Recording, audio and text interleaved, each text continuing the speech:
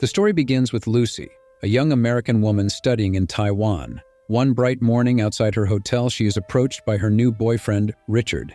He asks her to deliver a briefcase to a man named Mr. Jiang. Lucy, looking tired and hungover from a night of partying, is immediately suspicious and reluctant because she has no idea what's inside the briefcase. Despite being offered $500 as a bribe, she firmly refuses. Desperate, Richard suddenly cuffs her wrist to the briefcase handle, leaving Lucy no choice. Furious and frightened, Lucy reluctantly enters the hotel. She approaches the receptionist, who barely speaks English, and requests to meet Mr. Jiang. After giving her name, chaos ensues. Richard is abruptly shot and killed outside the hotel, falling to the ground.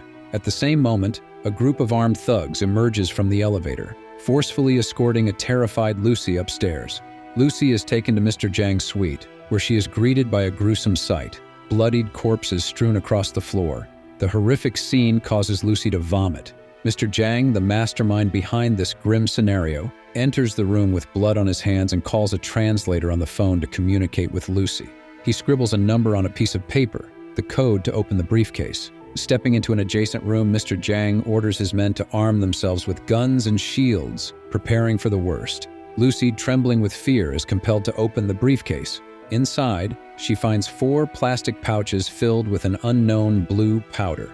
Mr. Jiang returns to the room and signals his men to bring in a heavily drugged man. They force him to snort some of the blue powder. The man convulses briefly before bursting into manic laughter. Without hesitation, Mr. Jiang shoots him in the head, demonstrating the lethal seriousness of the situation. He then turns to Lucy, offering her a job.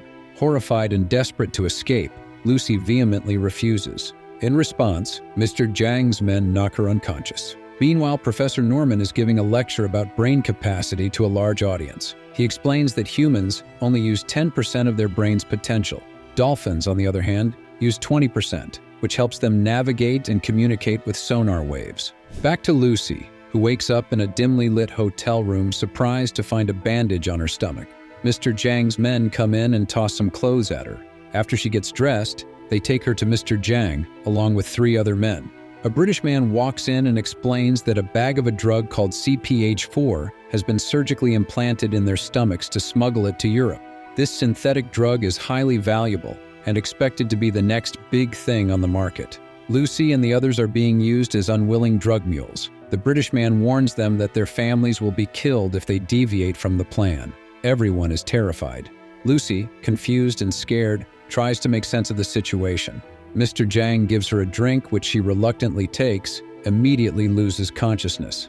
Meanwhile, Professor Norman explains that humans procreate to pass knowledge to the next generation, helping our understanding progress. He highlights our innate desire to learn and expand our minds, calling it a divine right passed down through generations. If the environment is favorable, humans will always choose to reproduce. Lucy wakes up chained in a small, filthy room. One of the thugs, attracted to her, tries to take advantage of her. When Lucy refuses, he angrily kicks her in the stomach, right where the CPH4 is. This causes the drug bag to tear, exposing a large amount of the drug into her system. Her nerves and cells react violently, neurons firing rapidly as her body tries to process the sudden influx of the drug. She starts crawling up the walls and across the ceiling, feeling like her body is burning from the inside.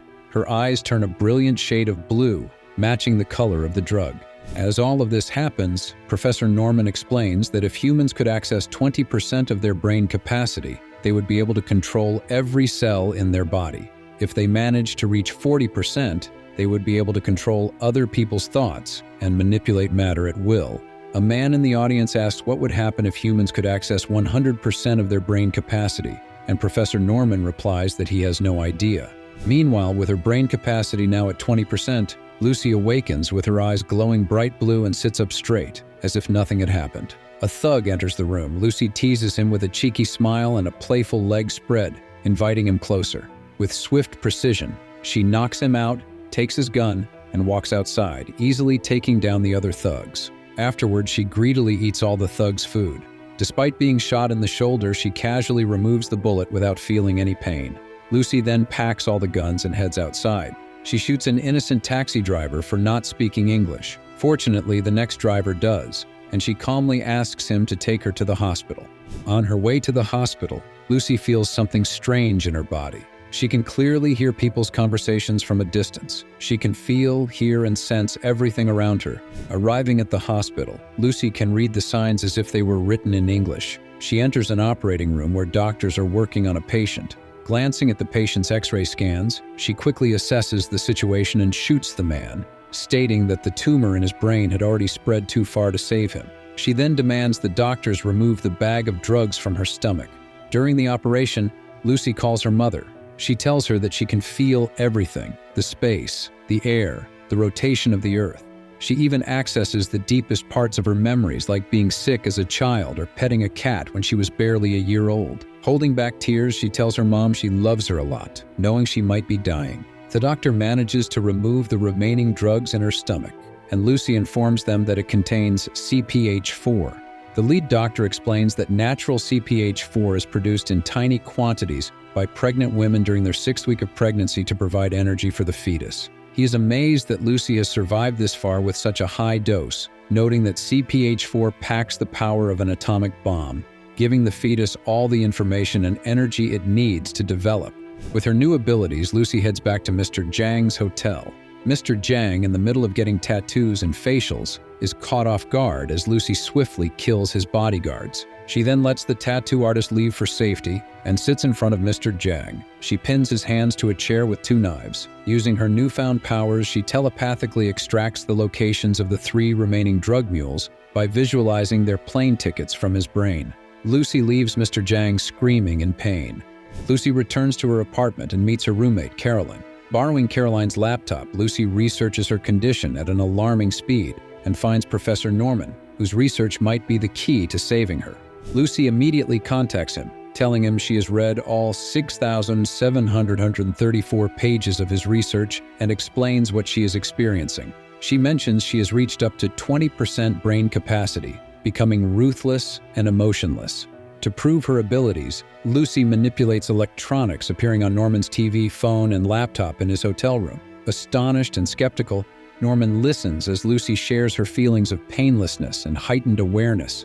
Lucy then asks Professor Norman what he will do with all the knowledge she is gaining. He responds that he plans to pass it on to future generations so that it can be used to advance human understanding and capabilities. This answer reassures Lucy and gives her a sense of purpose in her struggle. She agrees and ends the conversation, promising to meet him within 12 hours. Before leaving her apartment, Lucy prints out a prescription for Caroline, advising her to make lifestyle changes due to her failing liver and kidneys. Her brain capacity reaches 30%. The news of her actions at the hospital spreading, Lucy changes her hair color and style before boarding her flight. She contacts local police captain Pierre Del Rio, providing details about the remaining drug mules. Using the information Lucy provides, the police manage to catch all the drug mules, and Rio secures them in Paris. However, Zhang's spies are watching the scene closely. During her flight to Paris, her brain capacity reaches 40%. Lucy continues her research, typing rapidly on 2 laptops simultaneously. When a flight attendant asks her to turn off her computer, Lucy instead asks for a glass of champagne. Raising the glass, she says, "To knowledge," and takes a sip. However, she discovers a tooth inside the glass and spits out 3 more. Suddenly, her skin starts to vanish in front of the passengers and flight attendants, and rushing to the bathroom, Lucy's body begins to disappear. To stabilize herself, she snorts the remaining CPH4, restoring her to normal but causing her to pass out.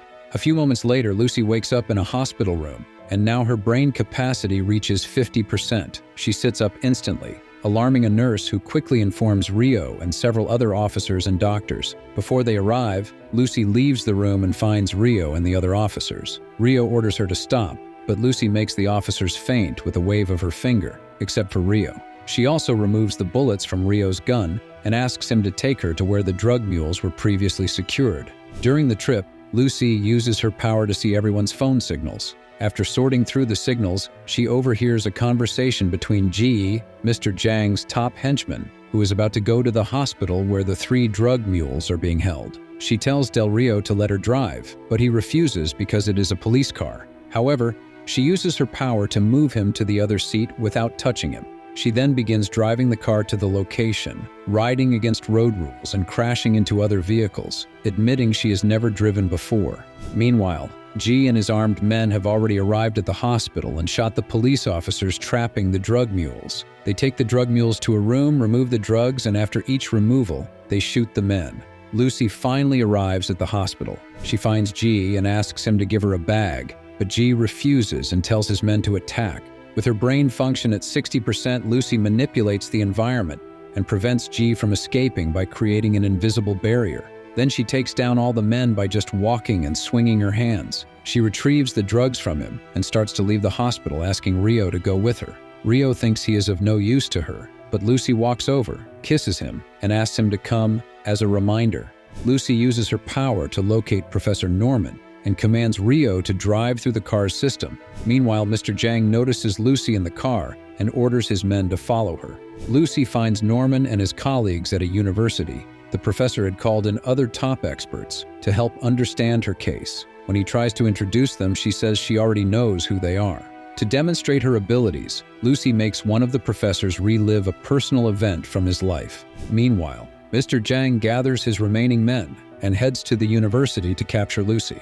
They infiltrate the place and start shooting at the officers. Lucy instructs Rio to guard the door while she continues her discussion with the professors. Lucy begins to reveal everything she knows with her enhanced abilities. She explains that time is the only proof of our existence, and without time, nothing exists. She also discusses how people's humanity distorts their perceptions of reality. Lucy tells the professors that she needs all the remaining drugs to reach 100% brain capacity and pass on her knowledge. At her urging, the professors synthesize the remaining CPH4 into a liquid and intravenously inject it into her. Her brain power goes to 70%, and her hands start to turn into a black wormy goo that attaches itself to the computers in the room, giving Lucy more energy from matter and thus extraordinary power. As her brain function continues to increase, she manipulates matter in such a way that she erases everything in the lab, leaving the scientists standing in a white space. She also transforms all of the electronic objects into a next-generation supercomputer. Outside, as Jang's men are shot down by the police, he orders G to blow up the door using a rocket launcher. The explosion sends Lucy thousands of miles to Times Square. She mentally begins a space-time journey into the past using a wave of her hand, starting from early 20th century New York to colonial times, even traveling all the way back to prehistoric times and the age of dinosaurs, where she faces a huge carnivorous dinosaur, eventually reaching the oldest discovered ancestor of mankind. She shares a moment of calm with the Australopithecus and the two touch fingertips, sending Lucy all the way to the beginning of time, where she witnesses the Big Bang. However, Mr. Jang enters the lab and slowly points his gun at Lucy's head. As he shoots, Lucy reaches 100% of her brain capacity and promptly disappears, moving into the space-time continuum. She only leaves her clothes and the black supercomputer behind. Mr. Jang threatens the professors, demanding to know where Lucy is. Rio then enters the lab and fatally shoots Mr. Jang. After a while, the supercomputer disintegrates and morphs into a black flash drive, which is taken by Professor Norman, thus completing his research. Rio also asks Professor Norman where Lucy is, but his cell phone suddenly sounds, and he sees a text message indicating, "I am everywhere." Thanks for watching. Make sure to subscribe and turn on notifications for more videos like this. We've got a lot of great content coming your way. Take care and see you again.